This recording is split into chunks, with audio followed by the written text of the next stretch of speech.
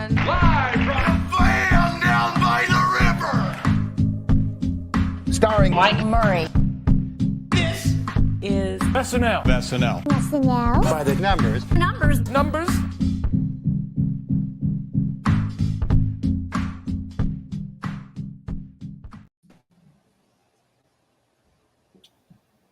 We're back from 8H.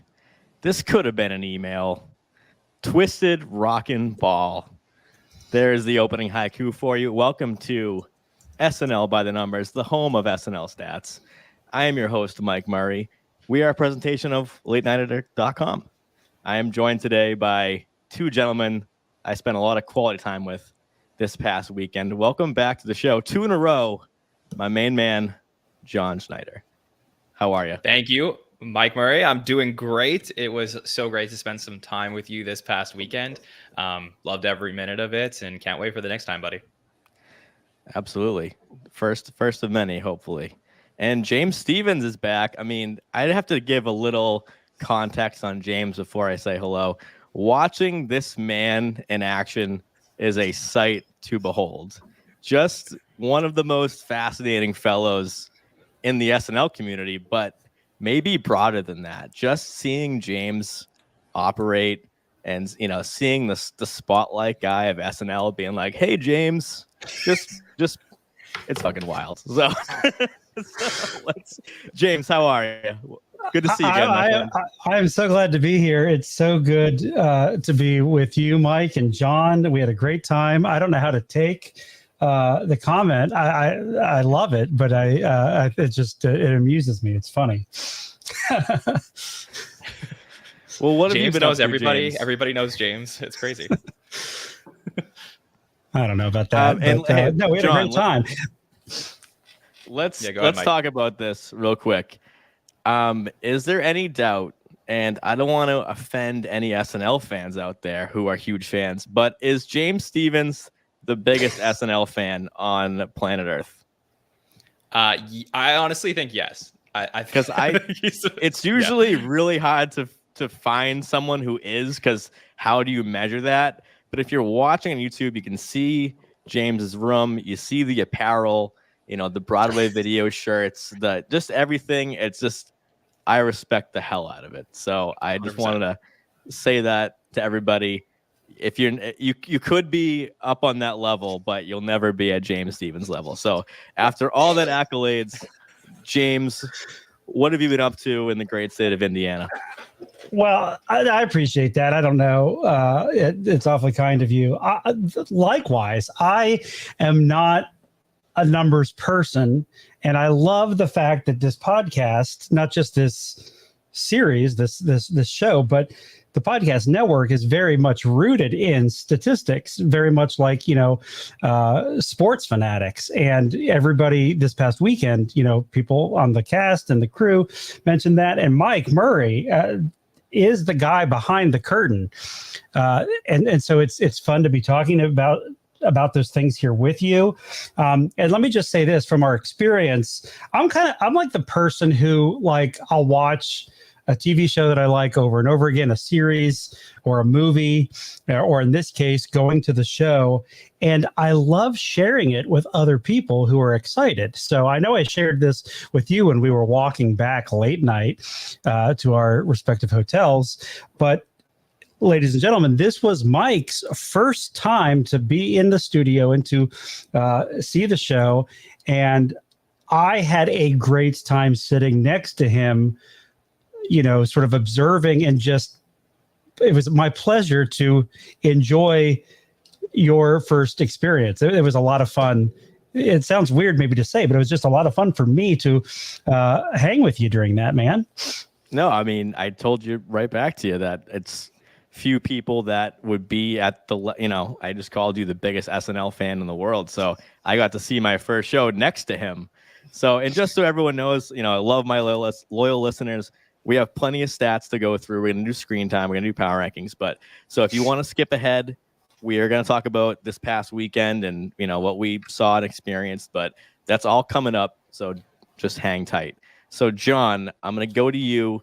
How did this all happen? If you want to go back to the beginning of the podcast, to this past weekend. Just kind of sum it up for people so they know what we're referencing here. Yeah, absolutely. So if you didn't realize, the three of us attended Saturday Night Live. We were in the building on Saturday night. It was really cool. Anytime you go in there, I think that's like a holy ground, right? Like you walk in there, it's like so much history. You feel it. Everything is just so cool. And this past weekend all materialized out of truly just a friendship. I mean, you guys were talking about, like, I see on the screen, Ella says there's no experience like going with a friend for the first time. I got to meet a friend for the first time in person this past weekend when Justin Gardner met up with us and invited us to the show.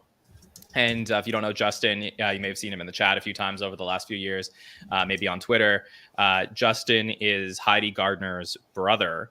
And Justin and I became friends back in 2017. So that was before this podcast even existed, when I had started a Twitter account called SNL Stats.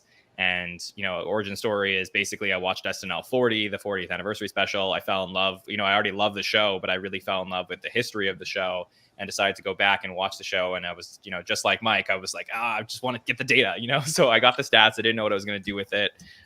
Created this Twitter account, and, Heidi Gardner happened to start on Saturday Night Live in season 43 around the same time I started the account.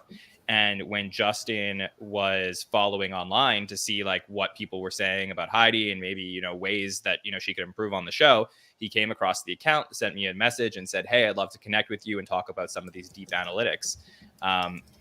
And, luckily, it was great, like it was easy to connect and all that stuff.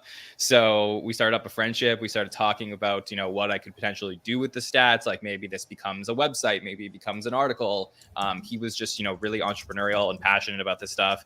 And it was going on for a couple of years. And then eventually over COVID, we reconnected and he encouraged me to start this podcast. And really just been such like a, guide throughout this whole thing. And I'm very thankful for his friendship. And truly just a supporter of everything over the last few years. So without Justin, I don't know that we would all be here right now. And especially after, this Wednesday after a great weekend of Saturday Night Live, he just randomly, hit me up last year and was like, "Hey, would love to get you guys to come to a show, maybe come to an after party." And it finally just worked out that he invited us to the March 30th show. And he wanted to include James. He wanted to invite Mike, and we all got together.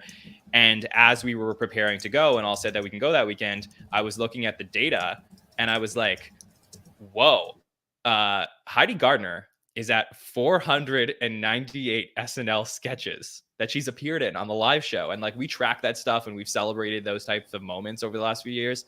And I connected with Justin and I was like, this is crazy, it was like symbiotic that we were like able to be there at that time, potentially knowing that she'd probably be in 2 sketches.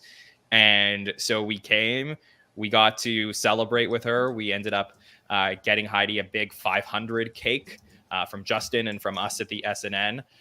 So I'll try and find a picture of that to put up. But it was great to celebrate with her. We got all the cast members to come into her dressing room and celebrate with Heidi. And it was really cool because obviously if you've seen those posts online, it's like, hey, we're going to post this stuff. Does anybody actually care? But they really do care about celebrating these moments at the show. And to be there to celebrate a cast member's milestone moment was really cool. So I'm excited to tell you about our experience. James and Mike both got to watch the show from in the audience. I got to watch it from backstage. And we all got to go to the after party together and meet some really cool people. So I'll let Mike drive a little bit and ask any questions that he thinks that we should get into. But that's basically the story about what happened this weekend. Well said, John. The SNN origin story. We were SNL Stats in season 46 when we started out. And now here we are. And it's really just a celebration of friendship at the end of the day. But huge thanks to Justin. Just such an amazing guy. Someone that it's really fun to hang out with and also loves SNL like we do. So it's not just him having a relationship to the show. He's a huge fan of the show as well. And on a personal note, this is Mike, I just want to put this up on YouTube just so people could see it. This was the 500. Yes. Delicious cake, by the way, John. Yes, very good cake. Very happy with the cake choice. So got to bring that out. had some people enjoy that as well, cast and crew. So I'm sure they're still enjoying it to this day. It was a big gig. Yep. The NBC pages. Thank you. Yes, of course. Sorry, Mike, go ahead.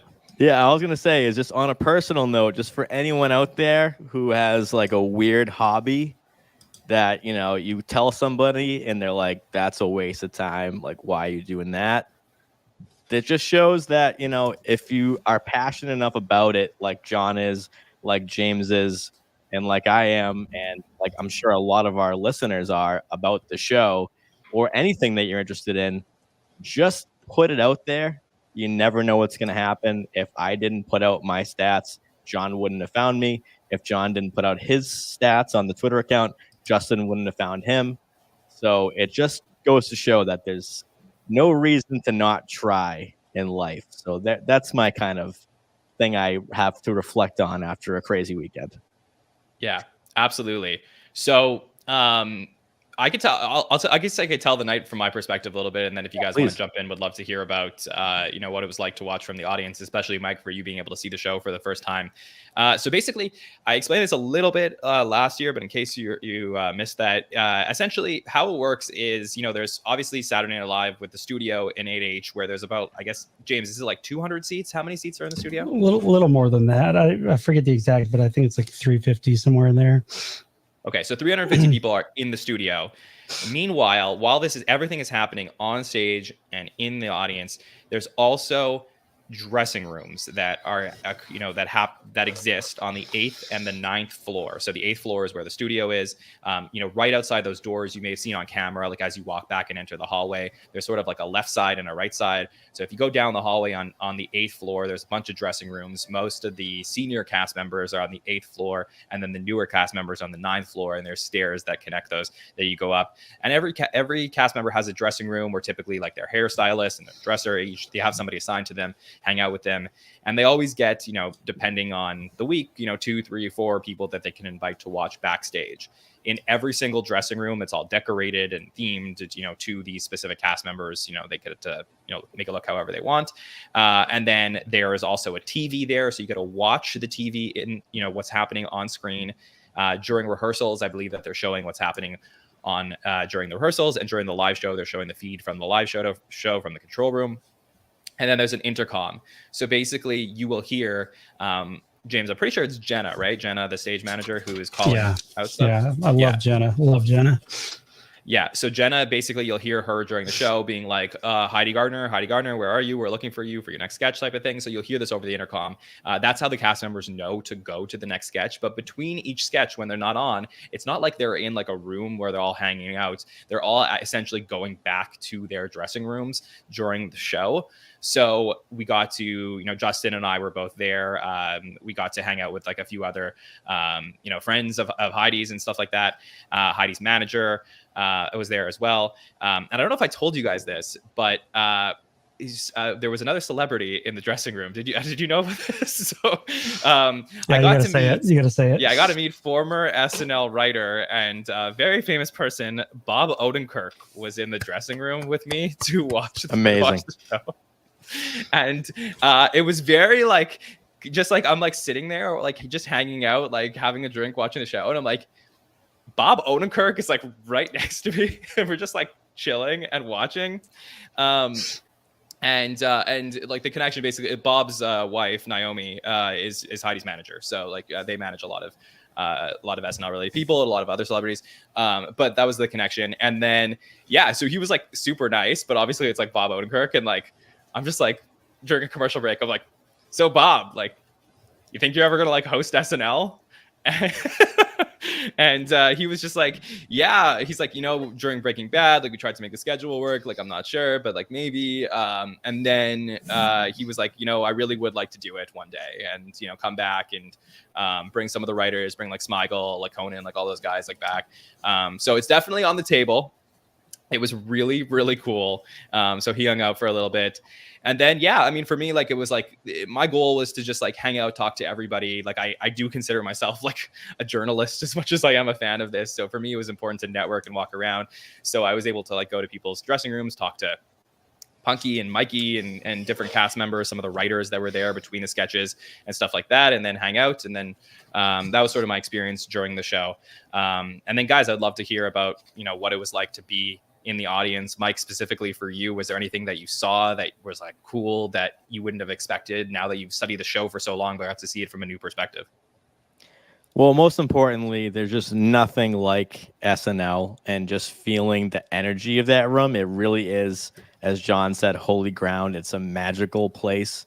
You feel like you had just have entered Narnia and anything's possible. And we've seen for how many, over 960 episodes that this show does go live every week. It's real. It's happening at that moment. When that commercial break is ending, they have to be ready.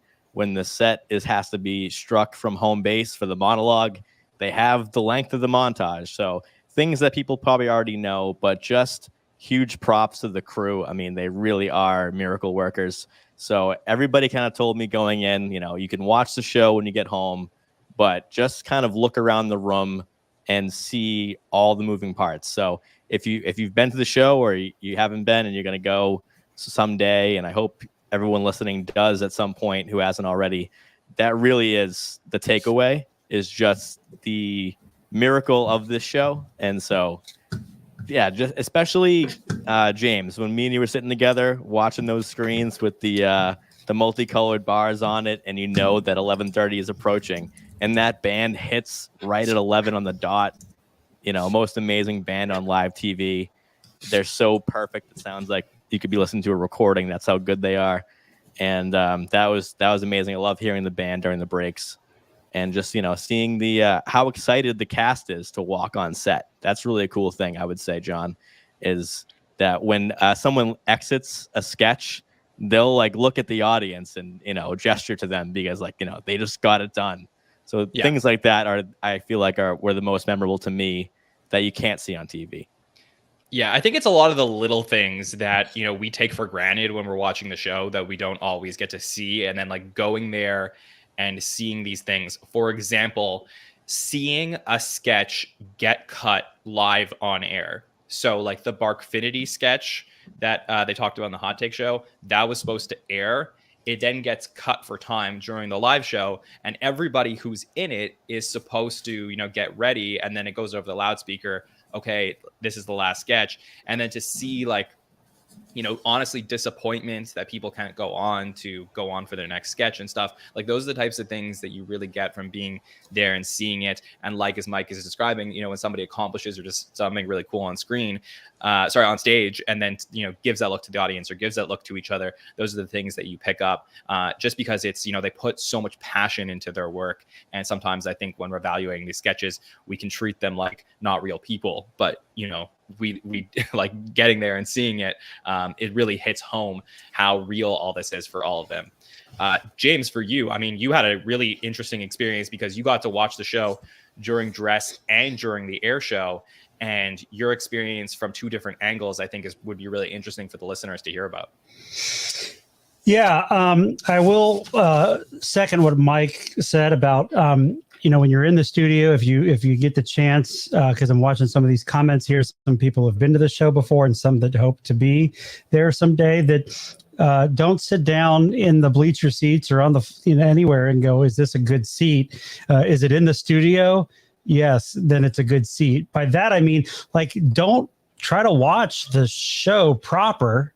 You're going to record it and watch it later. The screens are there so that you can see the program, as they call it, what's being cut. But what is truly thrilling is to see, I always talk about how the commercial breaks are the best part of being there, because that crew is it is choreographed chaos, or I don't know how to describe it. I'm a musician, and for those of you that know me, or my real gig, my full-time job involves music. So I absolutely love the Saturday Night Live band.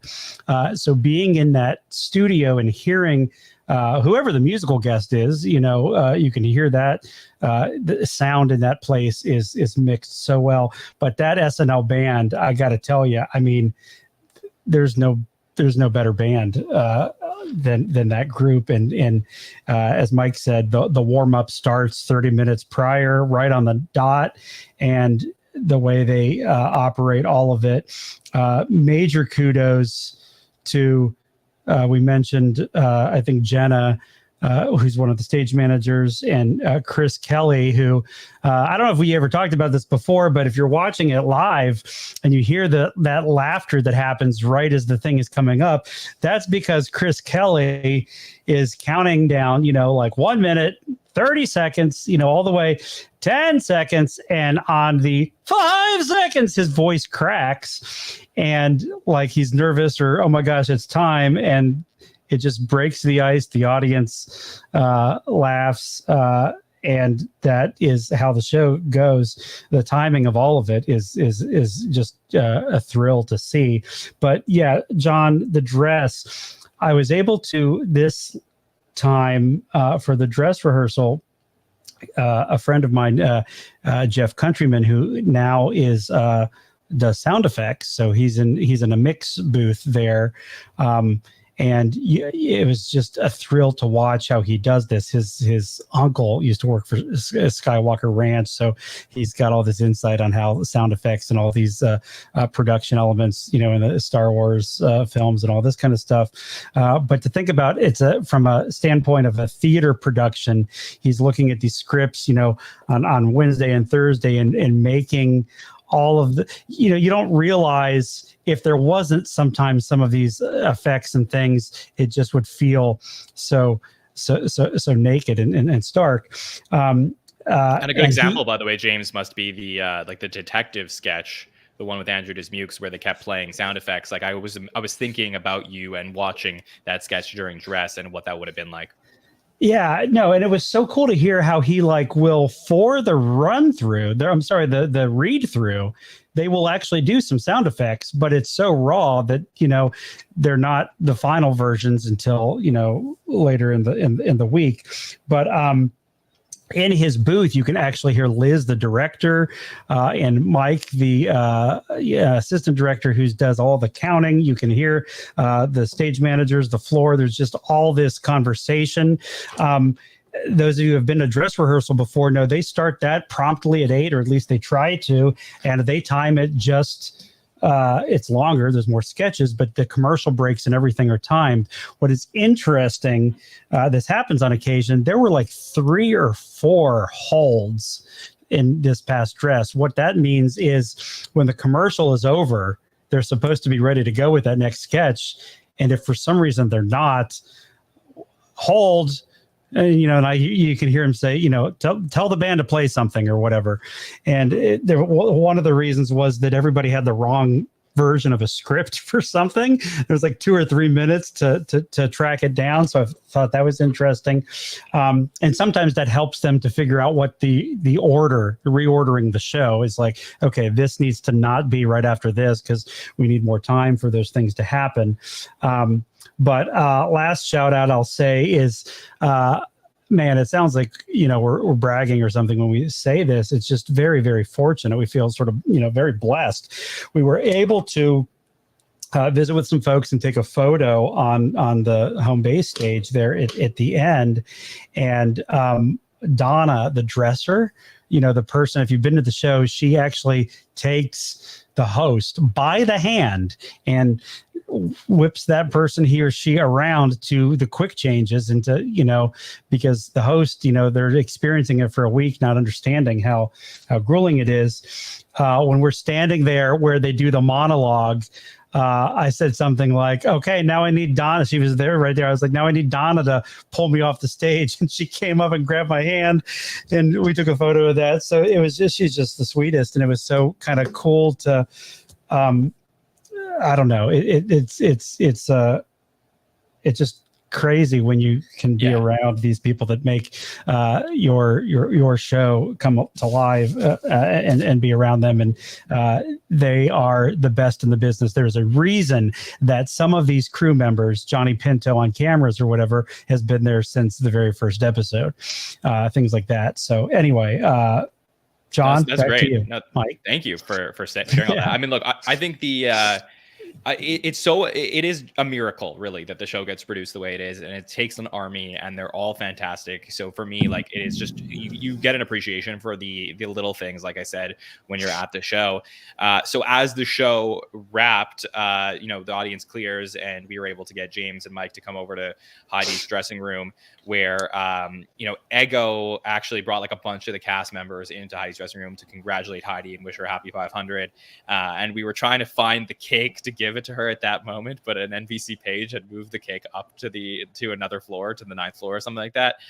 So it didn't work out exactly the way we wanted to, but we still got to give the cake to Heidi. Everything worked out, and she was so appreciative, and we were really appreciative of her, and it was great to have that moment with her and celebrate. And like I said, some people came in and ate it. And then afterwards, as we were getting ready to leave, one of the cool things about being a guest of a cast member at a show is that, like, you don't have the whole like security like kicking you out and being like, you guys got to leave type of thing. So you could sort of just like walk around and look at stuff. And that to me is like, that was like the most exciting part, because you got to like walk around all the hallways, like see all the pictures, and then you get to go into the studio. So, as James said, we got to take a few pictures on home base. I posted a picture with Ramy earlier because a couple days ago, because he was just like so nice, and really just like very, very cool, down to earth. As we spoke to him after the show, got to see all the different sets from all the sketches being pushed over to the side, and like take a look at them.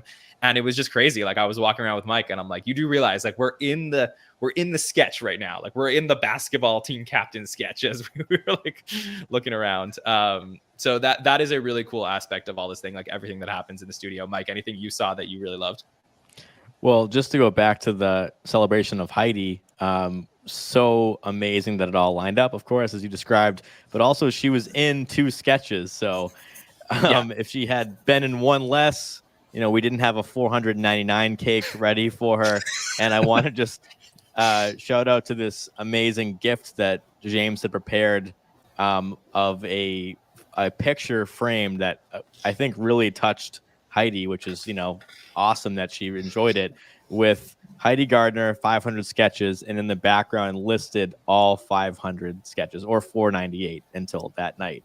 So just kind of a really representation of the work that we've done here and the work that she's been able to perform on the show that we've got to enjoy in her tenure on the show. Is, I mean, if you think about Heidi Gardner and how amazing she is as a cast member, all those sketches that she's given us, I mean, you could probably off the top of your head just name, 5 or 6 of your favorites, but 500 of those, only 30 cast members in the history of the show, including Heidi, have reached that milestone. So that's about 12% of people who have been cast on SNL have reached that milestone. So just great for Heidi, and so amazing to meet her. And we had a really good conversation at the after party, and was so kind, and can't say enough good things about Heidi and Justin.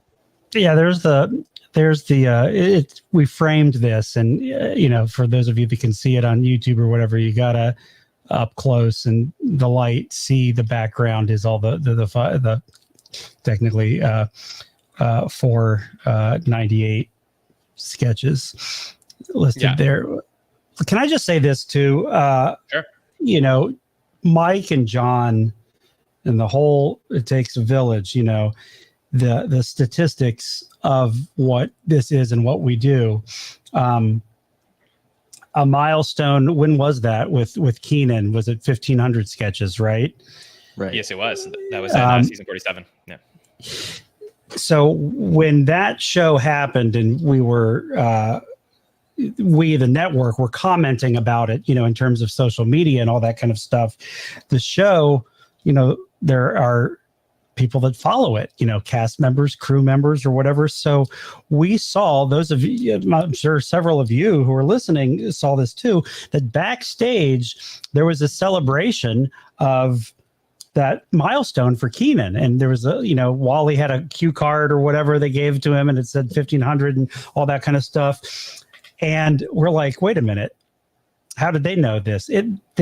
We find out, of course, they're not tracking this. They're using the information that we've provided to celebrate that. So here we are later with Heidi being there to sort of experienced that same thing. And again, this is Mike, your bread and butter, your skill set, and what you have brought to this, Jon, that is really, really unique for an enterprise, an institution that is SNL, that is so easily, being adapted to kind of the sports analogies of these statistics and data things that people just really gravitate towards. And so it was fun to be a part of this one after seeing the first one. I think that made some heads turn was the Keenan one a few years ago.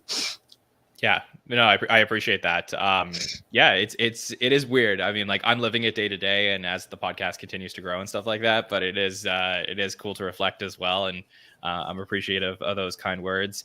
So yeah, I mean, look, we hung out in the studio for a little bit. That was just like very cool. I mean, I've always I actually personally have never been on the SNL stage before this, and for me just to like be there was an absolute dream come true. Like, I wanted to kiss the ground. Like, to me, that is like holy crap. Like, it was so crazy. It's like, well, it's like Belushi and Aykroyd like stood right here. Like, it's just like, it's crazy. But it was a really cool moment.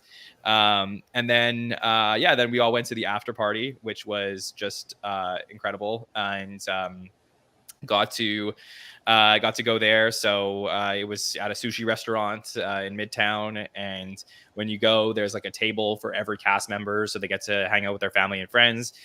So we got to hang out at Heidi's table, and then basically you can like order drinks and food and walk around and talk to people.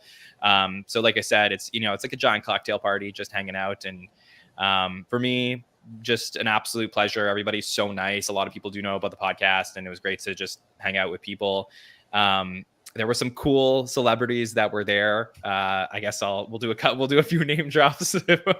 So James took a photo with somebody really cool. James, do you want to tell us who that is? Yeah. So, and I have to explain, I'm going to back into it because it makes more sense this way. Cause I was not, you try not to fangirl when you're, kind of in the inner circle at the after party.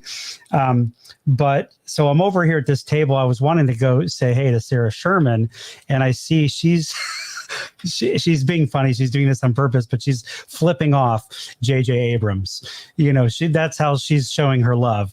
And so I go over there and I'm putting my arm around JJ Abrams, and I go, Sarah, you can't flip off JJ. This is JJ Abrams. And he's like, yeah, you tell her, and she's laughing and all this kind of stuff. And so then I'm talking to JJ. I'm like, hey, it's so cool that you were at the show. Do you come to the show often? And he hesitated and said, yeah, kind of. I feel bad. This is him talking. I feel bad always going to Lauren and asking him if I can come to the show. I was like, you need to not feel bad, because look, all these people love having you here. And well, yeah, right. And so we're talking about things. We start talking about music, and he is just taking, like, he's just asking about me, and he is an incredible human. And it got to the point where I was like, hey, I appreciate the conversation. Why don't you go visit people that are cooler than me? But before we do, can we do he's like, I would have it no other way. Let's do the selfie right now. So got a selfie with JJ Abrams. Pretty cool. Yes. But Jon, continue, because we have some other names to drop, I think. Yeah, former SNL host Io Debery was there as well, so it was cool to see her. She was talking to Lauren a lot and like hanging out there, so definitely a friend of the show. There were two other former hosts there that are both in the Five Timers Club, and Mike, something happened that was, I have to say, was one of the coolest things I have ever seen happen in my entire life. Do you want me to tell the story, or do you want to tell it? You better tell it. Jon should tell it. Yeah, it's about Mike. So Mike is looking good. Like, we're at the after party. Like, Mike went shopping before this. He got like a new sweater. Like, he's looking cool, just like feeling himself. Got some drinks and whatever. And he goes, he got compliments on that sweater by who you're referring to this time though? Heidi Gardner. Like I said, we had it when she was leaving the after party. We talked for a while, and she said, "You're the best dressed person at this party." And I said, in earnest, I go, that means so much to me. Yeah. And I think it was Longfellow and John Higgins as well. Those are the people. Yeah, you looked very good. But yeah, so we were just like Mike and I were just hanging out. At this point, it was like very late, and Mike turns to me and he goes like, before I say who this was, he's like, "Do you think we should go over and say hello?" And I'm like, "Yeah, well, like I don't know. Like I was talking to like a lot of the cast members and stuff, but like these are two former hosts. Like I'm like I don't really know what to say." And then Mike turns to me and he's like, "Well, I'm just gonna walk over and say my favorite movie in high school was Superbad." And he walks over to Emma Stone and Woody Harrelson, who are hanging near the bar, who are both smoking it up. They just pass smoke a joint. And he just hangs out and he's just like doing a full like That 70s Show circle with Emma Stone and Woody Harrelson. And it was the coolest thing I've ever seen in my life. I was like, man, what just happened? I was like, Mike. Yes, Mike. That was as big of a moment that you can say when you're living it. No one's gonna believe you. I saw it. I was like, and John, just to your pre-story right there, it was very late in the night, and John, we talked about before, are we gonna do after party? What's our plan? What's our exit strategy? And I think it was John, because James was right nearby, talking to one of the band members, and John had said, "I don't think we're gonna do after party." I agreed with John. I'm like, yeah, like this has been a perfect night. Everyone that we talked to is just like, and incredibly, I mean, the one thing that we should and can brag about is that so many of them were familiar with the show or familiar with us, which blew my mind. The first cast member we saw Punky in the stairwell, and then I saw Bowen Yang, and he's my favorite cast member, and he knew who I was, which I think, as much as the story that John just told is very cool, was one of my favorite moments of the entire night. So I'll shout out to Bowen. But I mean, I love Bowen, but you smoked with Woody Harrelson and Emma Stone. Like, come on. Oh, I mean, yeah, of course. But is that I think this is the moment. This was the this was my moment of the night. Was me and John are very, very good friends, so we can talk about anything. And John was asking me basically, "Are we about to leave?" And I said, "I need to talk to Emma Stone." And John said, "You're gonna talk to Emma Stone, like for real, Mike?" And I just said, "Yeah." And I just had to make it happen. Honestly, like I give all props to you. I'm a big believer in like it's better to regret doing something than not doing something. So like I didn't want you to walk away being like, "Damn, I wish I spoke to Emma Stone." I'm very happy for you, man. Like that was unbelievable, and was such a like that to me is like an all time. Whenever this whole thing like wraps up, whenever we're not doing the podcast or like don't have these moments anymore, like I'm gonna look back and that will probably be one of my favorite things I've ever witnessed in my life. So that was awesome, but. Yeah, unless you guys have any other stories from the night, overall, I just like want to put the stamp on it and just say thank you so much to Heidi and to Justin for making that happen. That was just like, so much respect and love there, and really means the world that your support of the Saturday Night Network and everything. And for us, like we always, intended to be. The show has always had like a little bit of a degree of separation from the fans in terms of the fact that like, they're the gateway to celebrity culture. And for me, my goal for the SNN was always to be the bridge between the fans and the show. And, us having access there, allows us to be able to have these conversations and share them with you and, all of our friends here. Because to me, like everybody who follows the show, everyone who's listening along, you guys are like family to me now. So for me, it means so much whenever you guys get excited about these moments and stuff like that. And I look forward to being a part of this in the future and continuing to share these moments with you. Yeah, on that note, John, maybe just our dinner on Friday night make mention how cool that yes. is, How could I forget? Absolutely. Yes, that was also a great moment of the weekend where we got to connect with a lot of our podcasters that were in New York City. So I got to see Rebecca North, Amanda Mitchell, Amanda Barkin, Gabby Forbes Bennett was there. We got to see Julia, who does the booking for a lot of our shows. Darren Patterson from the SNL Nerds podcast got to join us for dinner. Trying to think. Rachel Chang. Rachel Chang, of course, newer podcaster, just joined us, was on the roundtable on Monday, and then the three of us and Justin as well, and we all got to go hang out for dinner. So hey, let me just say this real quickly to brag about John, because he won't do it. That, you know, that's what the SNN is. It's a network. It's a community. And so to have these people come together who only have seen each other on the screen or heard their voices, you know, via podcast, it is so incredible. You know, this show brought these people together. You know, don't mistake the fact that here, the three of us, you know, Jon is speaking to us from Montreal right now, and Mike is coming at us from Boston, and I'm here in Indianapolis. And, you know, we don't see each other very often in person. And to have that dinner, there's a photo of being together with that community of our podcasters. And that, my friends, that is Jon Schneider. It's about relationships and about community. And thank you, Jon, for if it wasn't for you, I don't know what Mike Murray and I would be doing tonight. Right now. Sure. That's very nice, and I appreciate it. And ultimately, like I said, it's not just about the podcasters, but also all the listeners. You know, I appreciate all of you. And really, you know, 1 year, one time, whenever this, you know, is possible to do, would love to do a giant get together in New York, maybe a watch party of the show. Maybe we could even do like a live hot take show sometime in New York or something like that after an episode, so we can get everybody together, you know, from all around the country and something like that. Whoever wants to come out for something like that, that could be really cool. So I appreciate the kind words, and seriously, love you both. And what do you say we get into some numbers? Yeah, let's do it. Let's start the show. Yeah.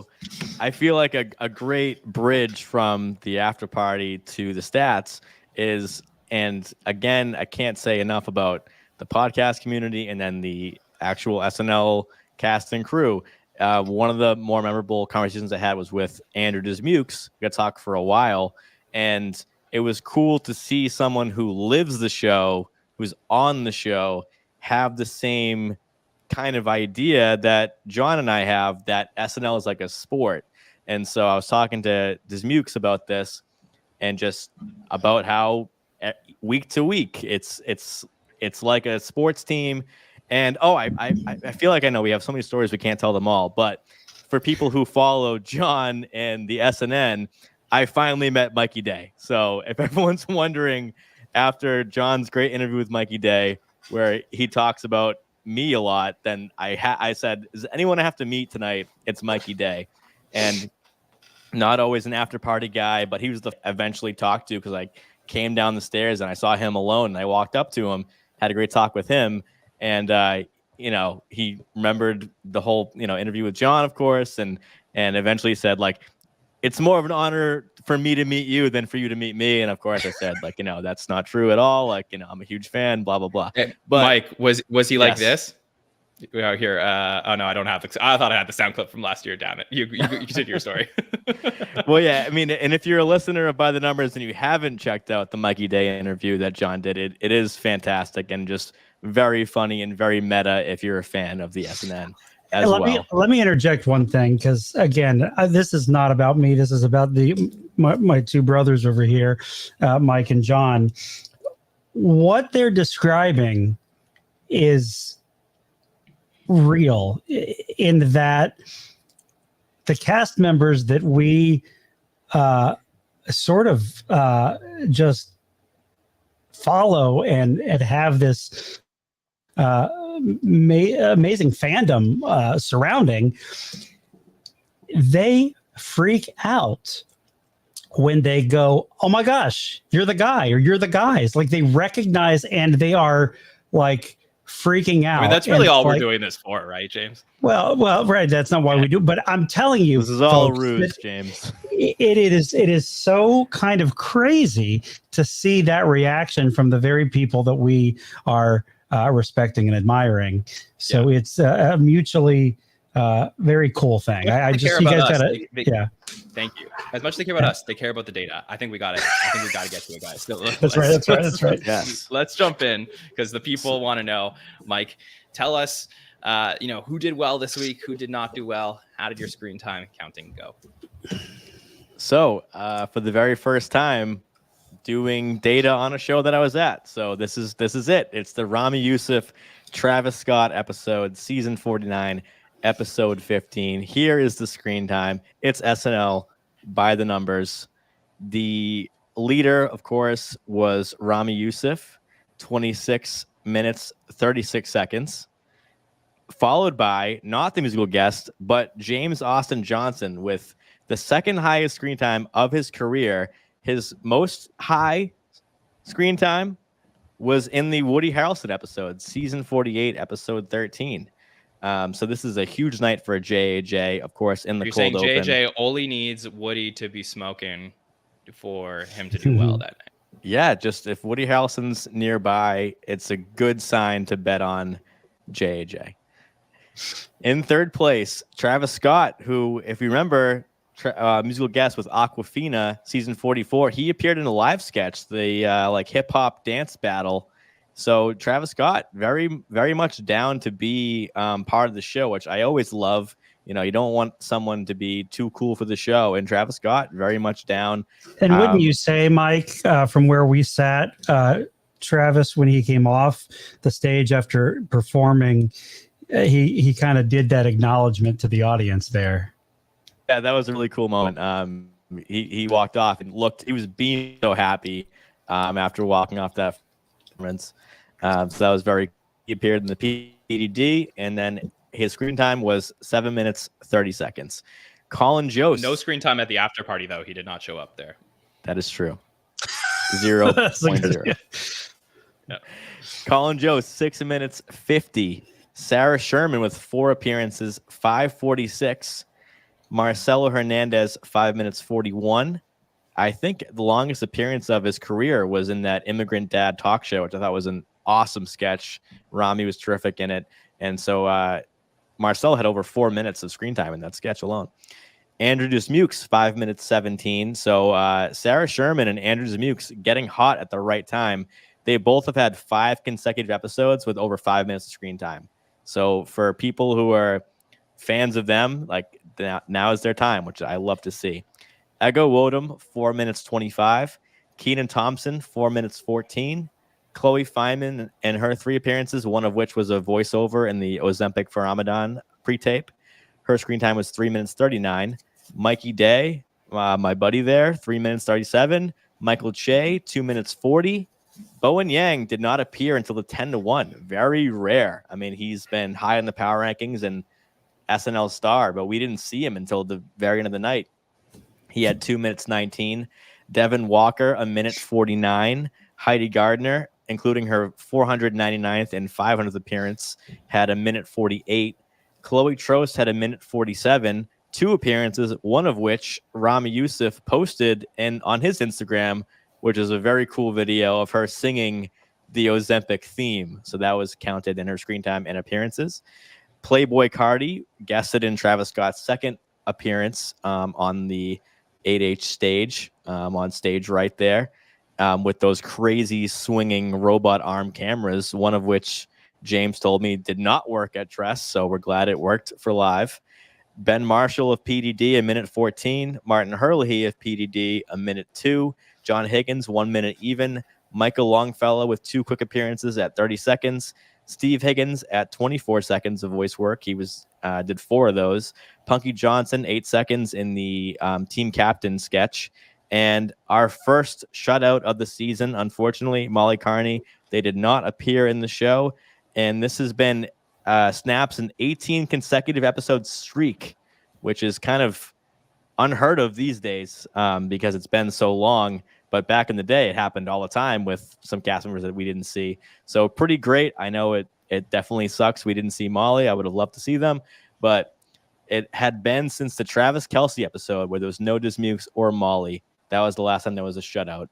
So that is the screen time for this week. John, what do you see here after living it live and now seeing the data? Yes, which reminds me, by the way, Ellis in the chat, we should check what the last longest streak was, or if this was the longest streak in a long time of episodes without a shutout. I know we were looking into like what it would look like if we went a full season without a shutout, and that wouldn't have been in like forever. But yeah, unfortunate for Molly this week. I hope they'll bounce back next week. Look, I mean, clear to me. I mean, JAJ, what a week. I know that he had the monologue before the monologue with the Trump stuff earlier in the cold open. So you would expect the numbers to be pretty high, but seriously, all over the place. Feels like they're making a conscious investment in him to get him ready for the fall, where I'm sure he's going to be on the top of these charts, perhaps week after week throughout the start of season 50. So that's something I think we'll see a lot more of. Very impressed, obviously, from Marcelo and Andrew and Sarah with their dominance on the show. Still interesting for me that Kenan Thompson, 4 minutes, 14 seconds, 3 appearances, still having, a lack of dominance compared to what we've seen from him over the last few seasons. That one, again, always stands out to me. I'm always curious where we're going to see Kenan now in this season 49 times. And then Bowen Yang and even Heidi a little bit lower than their averages than what we've seen this season. So let's say down nights for them overall in comparison to what we've seen for the rest of the season. But yeah, it's some interesting stuff this week, Mike. Yeah, and I want to point out how big a 10-minute episode is. There's only been a handful this season. So Heidi did a couple episodes ago, had over 11 minutes. And we had one from Bowen, episode 5.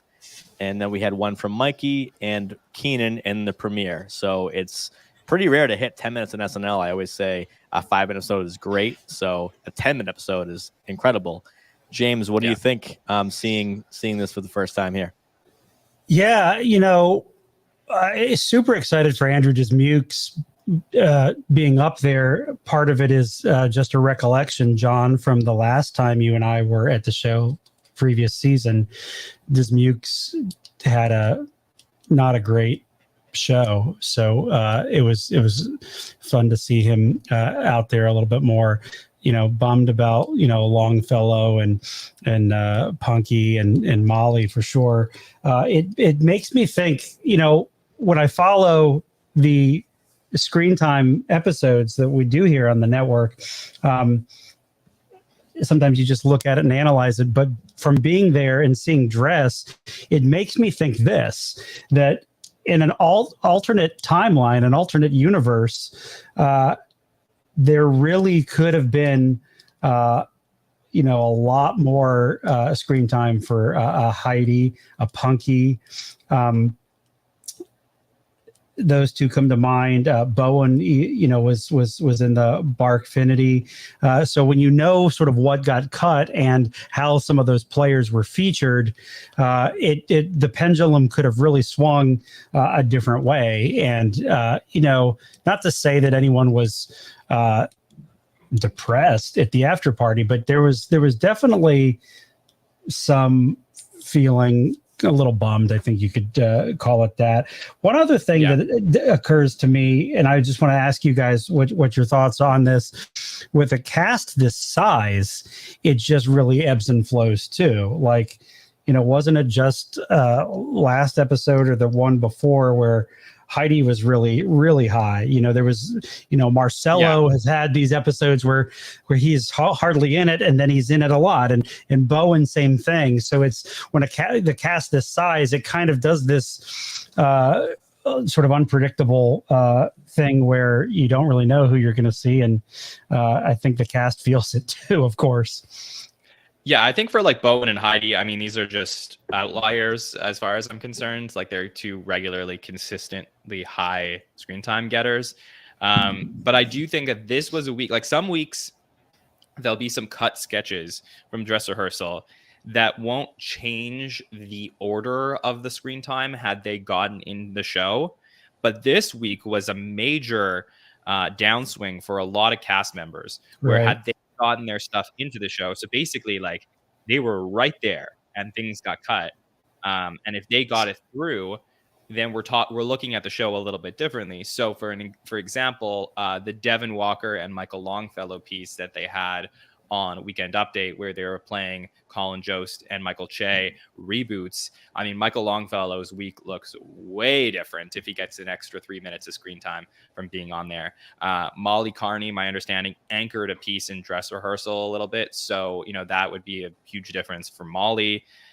Punky Johnson, I was there when it was found out that Punky's sketch was going to be cut, and the disappointment of that, and she had a big role. So again, these are, some weeks it won't have an overall impact on who's at the top of the leaderboard or the bottom, but this week there were some cuts that were really harsh and affected the overall look and feel of this week's show, which is why you have such a disparity between the top and the bottom here.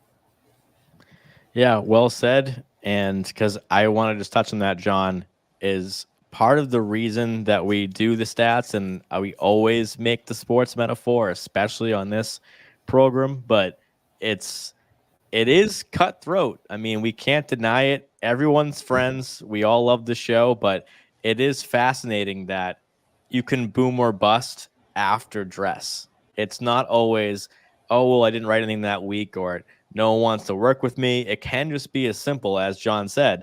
Michael Longfellow, who's not having a great year statistically, could have just all of a sudden been like, Longfellow's back. But we didn't get that piece with him and Devin on Update. Next thing you know, he has 2 bit rolls of 30 seconds total. So I wanted to quickly read out the screen time leader for each episode. That's Keenan, Mikey, Heidi, Bowen, Heidi, Che in the Kate episode. Bowen, Heidi, Keenan, Marcelo, Heidi, Sarah, JJ. So in the past 5 weeks, we've had 5 different screen time leaders. Yeah, that's interesting because to James's point, there definitely is a little bit of fluctuation there. It feels like they're trying to get different people into the show.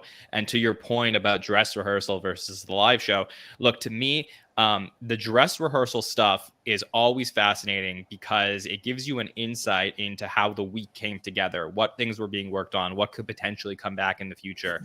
But at the end of the day, years down the road, dress rehearsal does get washed away. It doesn't exist online. We can't watch it except for cover time sketches. Those would be the exception. But for the most part, it becomes non-canonical. People don't remember it, which is why we just factor in what happens here at the live show, and which is why there is real disappointment and, like at the show where people, are trying to figure out, why was that sketch cut? What did we do wrong? Why did we, get it written, get the laughs at the table, rehearse it on Thursday, rehearse it on Friday, rehearse it on Saturday, do it in dress rehearsal in front of an audience, only for it to then get cut. And, those are the things that sometimes happen, but them's the breaks. And that's how the show has been operating for almost 50 years.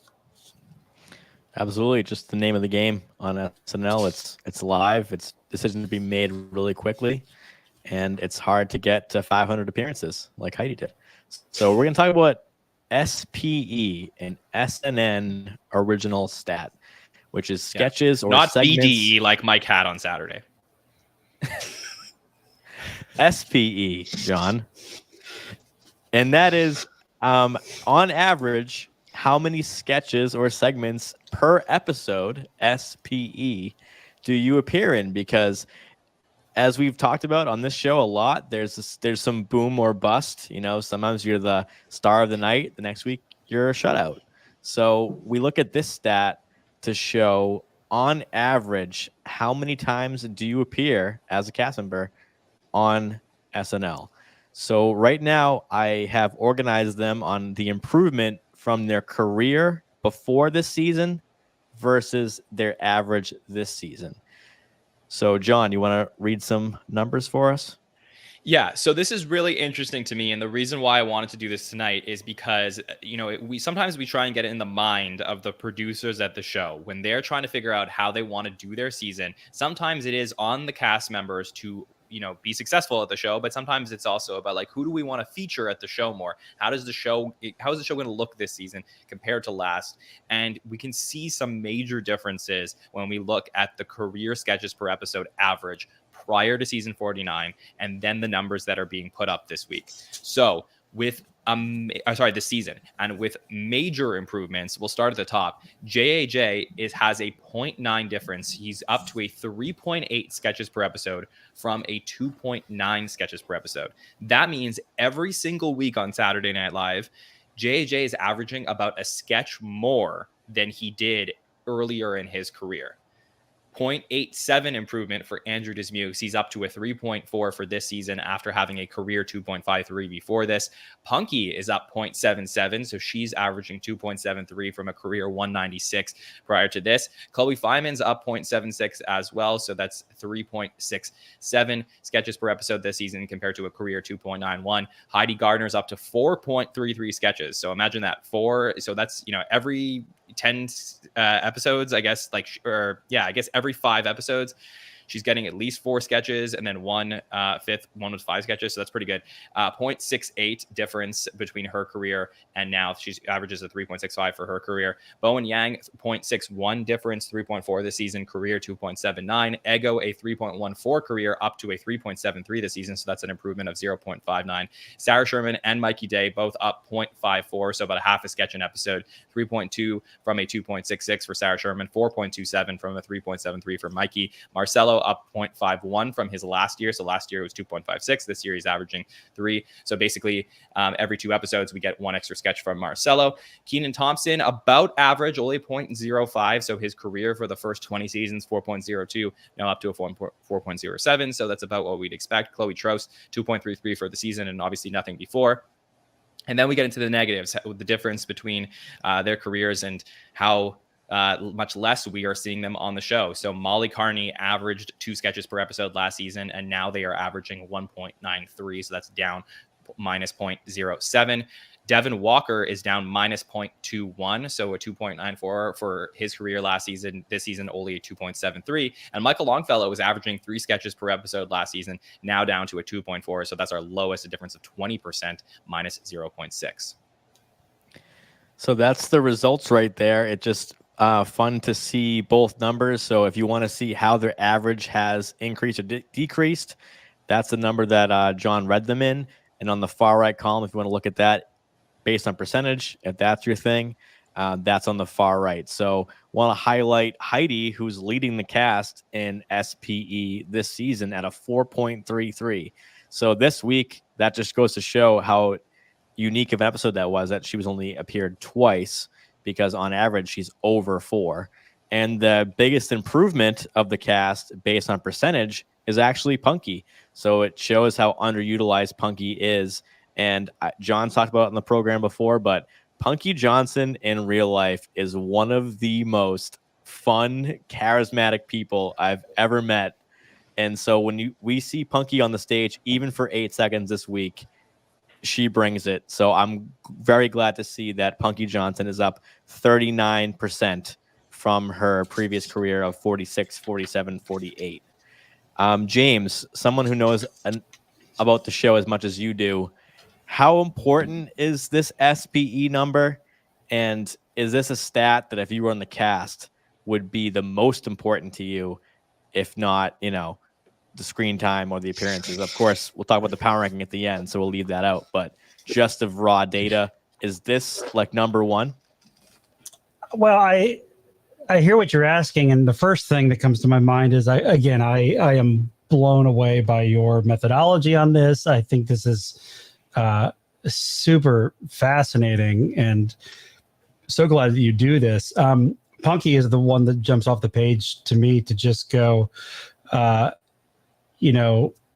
this episode, was really not, she was bummed. We talked to her a little bit about it. And I think to John's point, when we were talking about how sometimes dress and air wouldn't shake things up very much, the Dr. Williams sketch was really Punky big time. And the Space Journey sketch was really Molly big time. So it could really have changed things in terms of this particular week. So looking at this and just seeing where the career improvement is, and the fact that there were some maybe hard feelings at the after party and just the week, I'm just reflecting on the fact that what you have here in front of us, numbers don't lie, is that there is this true improvement. I'm also reminded by, and I laugh when I say this, John, our recent interview with who did we just have? We had Bobby Moynihan, who said, God, if this existed when he was on the show, he's like, I would just lay down in traffic or something. I mean, when you look at the fact that you're talking about seconds and minutes, and you add it up for a whole season, and you're like, here's how long I was on the show this season, it sounds dreadful. But you put it in perspective, and you just go, look, it's not really a 90-minute show when you take the commercials out, you take in account for the music, you take in, Weekend Update maybe. And it's, I don't know, right? I mean, don't be so depressed about it, I guess, I find it fascinating. And sometimes I don't even know how to comment further on it. You know what I mean? No, hey, you're doing a good job. Yeah, so I get what you're saying, and look, the truth is like I also don't want to talk out of both sides of their mouth. Clearly, there's people who appreciate the stats. Clearly, that they're not for everybody. I'm the same way that professional athletes don't always like to look at their statistics because then they get in their own heads about things. So it's not for everybody. But look, from this particular data set that we have here, what I want people to take away when they're looking at this is like, the show is clearly making a concerted effort to feature James Austin Johnson and Andrew Dismukes way more than they ever have in their careers. Like, they're at the top of this list right now. These two, whether it's as a pair or as individuals, are carving places for themselves in the show. And they're having some really great seasons, so much so that I think they're on an upward trajectory for their career. I think it's going to grant them opportunities even outside the show because they're being featured so much more on the show. Now, on the other side of things, we have Devin Walker and Michael Longfellow, who are, down in average sketch appearances per episode. And the truth is that I find that very disappointing. I think these two are extremely talented prospects at the show. I think that just as talented as JJ and Andrew Dismukes are, Devin Walker and Michael Longfellow could be having really strong seasons as well. It shouldn't, people use the term sophomore slump. I mean, these two, like I said, put together from what I understand, a really solid update piece this week that if they had gone on would have made a big difference for them. And I am like championing that getting on the show in the future because I think it will lead to other things. Look, Andrew Dismukes is a really good example of when a community like us can get behind somebody and really put it out there that we love the work that Dismukes is doing, that he appeals to us, his type of humor. When we get that one Dismukes sketch a week, we love it. And then the show starts pushing him more.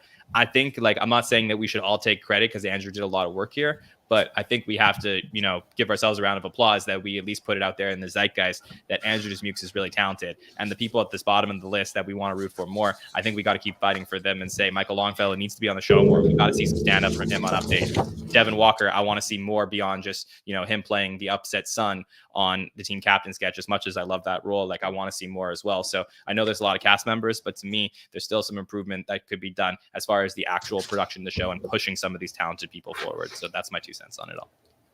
Can I say something else here too, John? I don't remember if on the roundtable, if there was discussion on the update feature, the reboots that got cut. But did you guys talk a little bit about like what that piece was? That would be more on the Hot Take show that was sort of passed along to Haskell, who was hosting that. He had mentioned that it was basically a segment where they were playing a version of Colin Jost and Michael Che. So it was a very meta piece. And I think that is the type of thing that as a community, we really look for. Right. And I'm not going to go so far as to make a prediction, though I did see it addressed. It was very much like Devin and Michael playing the new Che and Jost. So what anyone who was in there in dress saw was two people sitting at the desk. They actually ran the theme over again. Could this be the future of Weekend Update? When the other our two longtime folks move on, who knows? I only bring that up because here we see these two talented folks here at the bottom of this list, where they might be told to hang in there because we have something for you in the future. I don't know. I don't want to go so far as to make that prediction, but it does make me, because of what that piece was, and I wouldn't be surprised if we see it later this season, that conversation's happening. And related to Devin, I will say this. I see a lot of people in the chat giving big kudos to James Austin Johnson and Andrew Dismukes. It is worth noting, John, when you said something about their time at the show and the future beyond the show, their careers long term. It's exciting to think that this summer, we know this, James, Andrew, and Devin, the three of them, are going on tour together. Yes, that is for sure, and that is great when the cast members themselves produce a tour. But even like agents, managers, people who are producers when they're having new projects come out. To me, Mike, SPE is always, as much as I think the screen time is a royal stat that we need to take a look at. Sketches per episode to me is your broken down childhood. Trying to figure out what I'm trying to say, is your like broken down stat that anybody can understand. I guess it's child's play almost, that you can look at this, and if you have high SPE, the chances are that people are going to know your face, they're going to recognize you on the show. If you got low SPE, you are less well known, and I think ultimately all these people are as much as they want to do well in the show, are thinking about their careers afterwards, and I think that these stats are important to them. Of course. I mean, we do a lot of advanced stats that really give you a clear picture of a certain aspect of the show. We do macro stats like total appearances and screen time, and of course power ranking for everything. But this stat I love because it's closest to like batting average, because the contextualization of the stats is usually needed a lot for this show, because first of all, explain to somebody what SNL stats means and then go from there. But SPE, the stat we're looking at right now, is kind of just illustrating usage on a regular basis, not necessarily quality usage or a short period of time or a long period of time. Like, because this is showing that, Chloe Trost or Chloe Feynman voice work is equal to JJ in the cold open. Of course, they're not equal on paper, but over time, I think the SPE stat is super important and does show a career stat, because it means that week to week you're there and you're usable in a variety of ways. So this is a stat that we haven't done yet this season, and it's really fun to look at a career. So if we look at an Eddie Murphy or Will Ferrell, which we did in the countdown of the cast that John did over the offseason. Yeah, absolutely. And also, I mean, we should note where we are in the SNL season, which is 15 out of 20 episodes, 75% into the season. So we're at the last quarter mark, and there's still time for people to, show up in these last 5 episodes and do something good. So I can't wait. Absolutely. We're in the home stretch officially, which is so fun because anything can happen. We look at the truncated season last year where Molly had their big moment in the last episode. So I mentioned we did the screen time that Dismukes and Sarah are like really heating up as consistent 5-minute plus players. And we have 5 left. So will they keep that up? Who's going to take their place?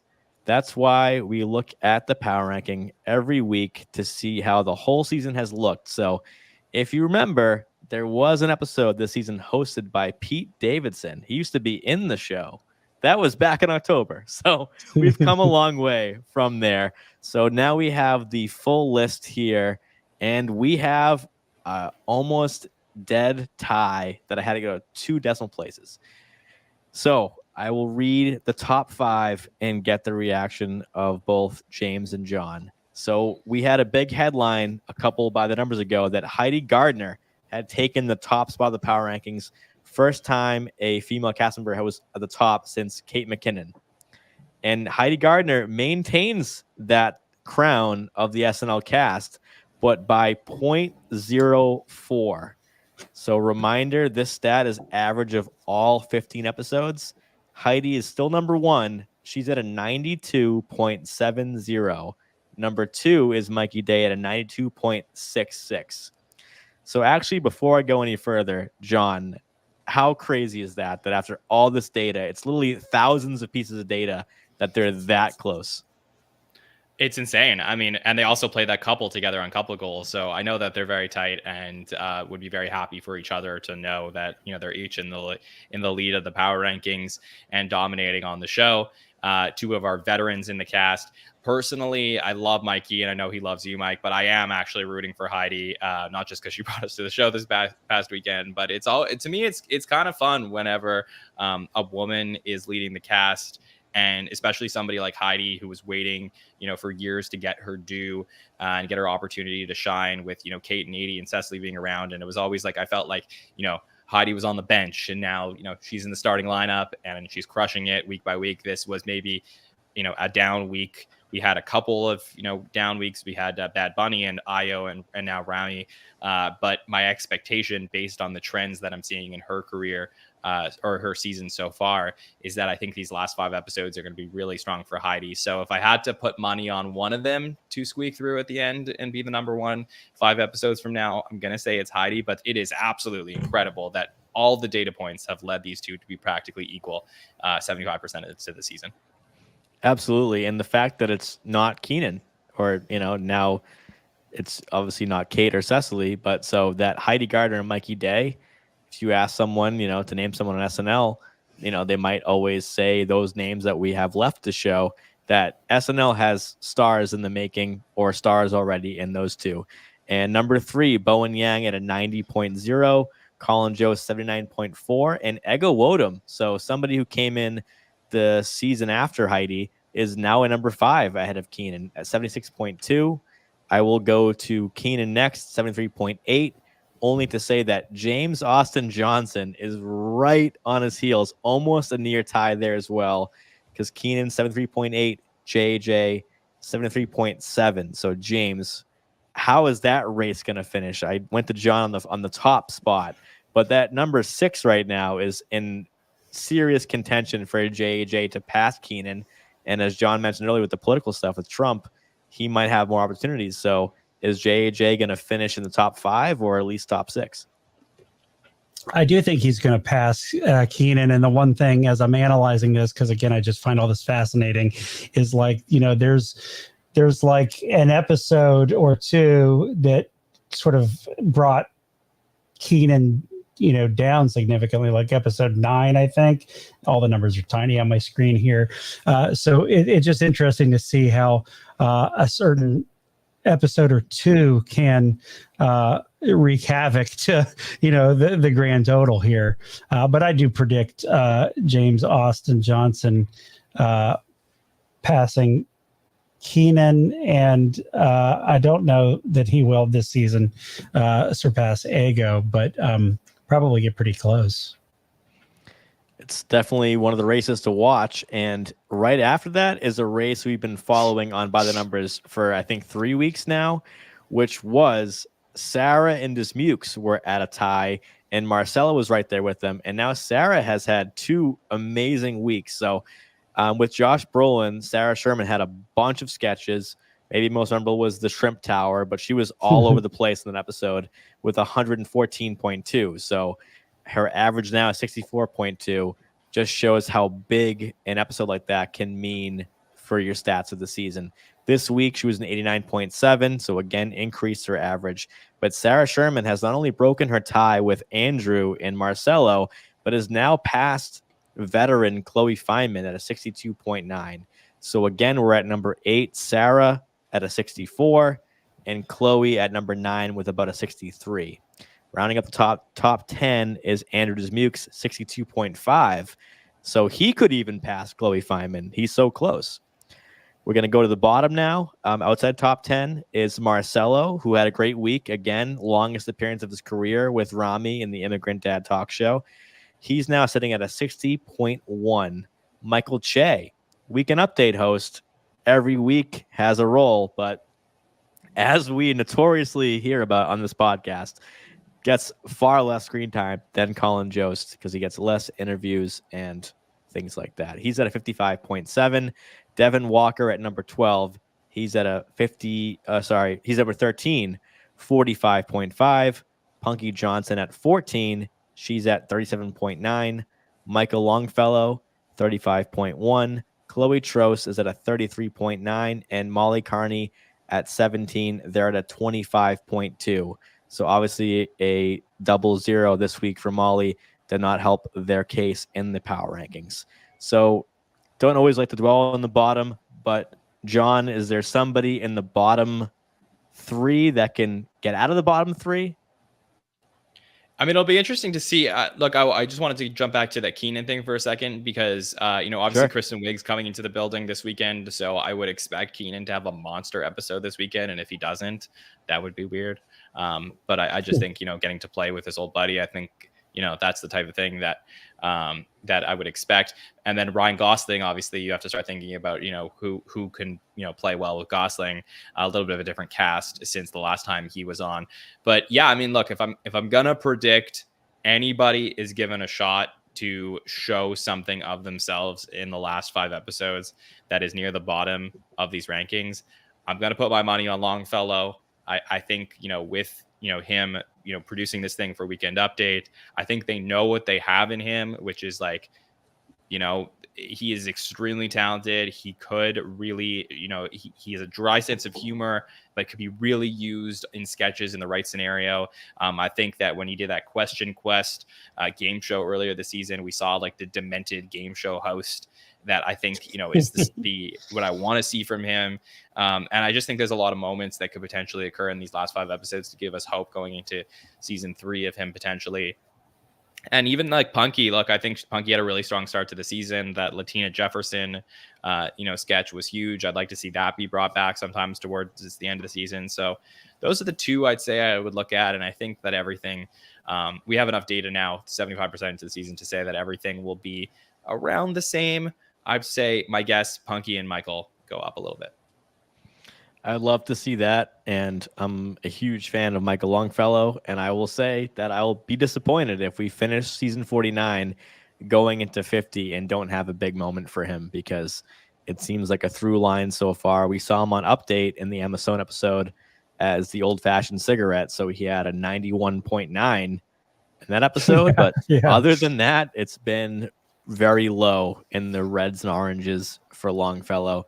And Punky will pop regularly, but not enough to dominate a show. So I expect that from Punky as well, that she'll be fine. But Michael Longfellow really needs like a standout moment, at least in the last 5. I think he needs like a writer to write in his voice. And I don't know that he's found that person yet, that it's like, oh, that's a Longfellow and a so-and-so piece. Like the way that we see Andrew Dismukes now really, crushing it on the show and writing all these sketches with August White. I think like they're a duo that's really clicking on the show and boosting him up the rankings. I think, like Heidi and Jimmy Fowley, like I think we need, some of these people at the bottom to find their people in the writer's room. And we're seeing Michael Longfellow regularly appear in these promos. So we have not seen Michael Longfellow lead a pre-tape in his whole career. So whether that's PDD, of course, they're blowing up. They're working more with hosts rather than cast. But I just think that it's very ripe right now to see Michael Longfellow have a pre-tape moment. So that's my prediction for the last 5. He's great in those. His delivery, his like straight acting is very good. So, of course, his stand-up is great. He can do Update, which will be huge for his stats. But I think that would be a piece that can at least go semi-viral, that would make him not only move up in the power rankings, but in the conscious of the SNL community. So, James, final thoughts on the status of the cast, looking ahead at 5 more, and then we're looking at 50. So I probably won't see you again on this podcast till next year, but I want to hear your predictions as a whole before we say goodnight. Well, you mentioned it, the promos. So screen time on the promos. Go to the slide. Let's look at it. Oh, you don't think he has that? James, we did promo stats last time on By the Numbers. Oh, man. No, I like everything John just said about Longfellow and Punky. I mean, it makes sense when you kind of just look at the, if you're watching the YouTube thing or look at the chart, what are they called? They're called ordinals, right? Where the color changes and you can kind of rank the first, second, third, and all that kind of stuff. So I call them conditional formatting. Okay, that's even more syllables. But yeah, I find this so fascinating, but I do think we are going to see some movement from Longfellow and Punky, James Austin Johnson, and beyond that. All I have to say, as you look at the very top with Heidi and Mikey, if you were to fast forward like 10, 15, 20 years from now, and you were looking at, sort of how we have done here recently, John, cast members of all time, if people are going to mention the solid folks from this current cast as you're, that far into the future and looking at the entire breadth of it all, I definitely believe Heidi Gardner and Mikey Day will elevate to the top of a number of people's lists in that example, because what they're doing and what I predict they will continue to do. Look, I think it's safe and I would to throw say, Bowen in that mix as well. I would think that Oh, absolutely. Absolutely. I would say yeah. the same thing. Don't sleep on Bowen for finishing number 1. I think he's going to have a really strong ending to 49 for sure. And I hope that happens. I was disappointed to not see him more this last episode, as well as disappointed that we didn't see him at the after party. Yes, that is true. Okay. On that note, Mike, this was an absolute blast. Oh, so much fun. So yeah, I mean, if you're here for the stats, of course, I love you to death because you keep me doing this. But I hope you enjoyed hearing about the weekend, because it was pretty crazy and a lot of fun. And love to both you guys, to Heidi, to Justin, and thanks for tuning in. Of course, we will be back covering some really exciting episodes because Kristen Wiig is joining the 5-Timers Club, so the 25th member, and only a couple. She's only the second female cast member to join after Tina. So it's going to be a huge week. I would love to be, as we were at the after party, I would love to be at the table read, which is probably happening right now, because the pitches that are happening at that table read are probably really adventurous to get her attention, and They're then probably really all like the nostalgic secret word is. Secret word.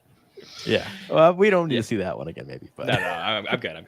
Sorry. I'm so pumped for this, guys. I'm like trying to just like keep myself level-headed about it. But to me, like, just an all-time great, and can't wait to see her back in the building and see what she's gonna do with some of these cast members that she hasn't worked with before. I mean, I know that she was in the Christmas episode. She pops up every now and then. She did something like she did that ABBA sketch that was really fun. But I'd like to see her work with some of these cast members that weren't around the last time she hosted. Definitely. So this is an episode that I will say is like a pleasure to cover. So I remember when, me and John were talking about JT coming back for 9 years, like, oh, we get to cover a JT episode. Like, well, we get to cover, I know it's a second for us, Kristen Wiig, because she hosted a couple of years ago with Dua Lipa as the musical guest, but a 5-timer. I mean, this is huge. I hope we see some cameos, some characters. This is the time where you throw everything in the kitchen sink in the show. So James, pleasure to have you by my side on Saturday, and now by my side on the screen tonight. So thanks for being here. Thank you so much, Mike, for having me. This has been so much fun. I don't know what's been more enjoyable, to just talk to you two again, or really I'm cracking up enjoying the commentary from Blood Meridian, Ellis, Demi. I mean, God, it's been fun all around. Absolutely. We love the chat. So if you're a By the Numbers listener and you always listen the next day, join the chat. There's some great folks in there who just know so much about the show and love to talk about it. So John, last thing tonight, what can the listeners expect to see on the pod next week and going forward, maybe?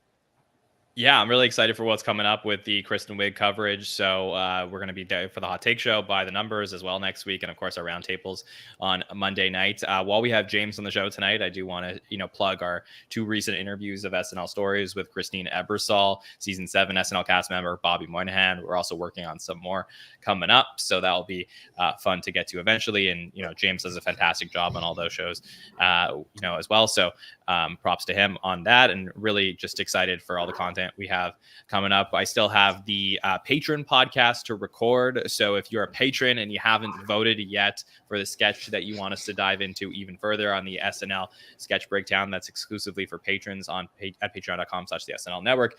Go ahead and vote as soon as you can so we can get that in, and that will be out to you guys tomorrow as well. And look, to me, I just want to say, it's always weird to talk about these experiences.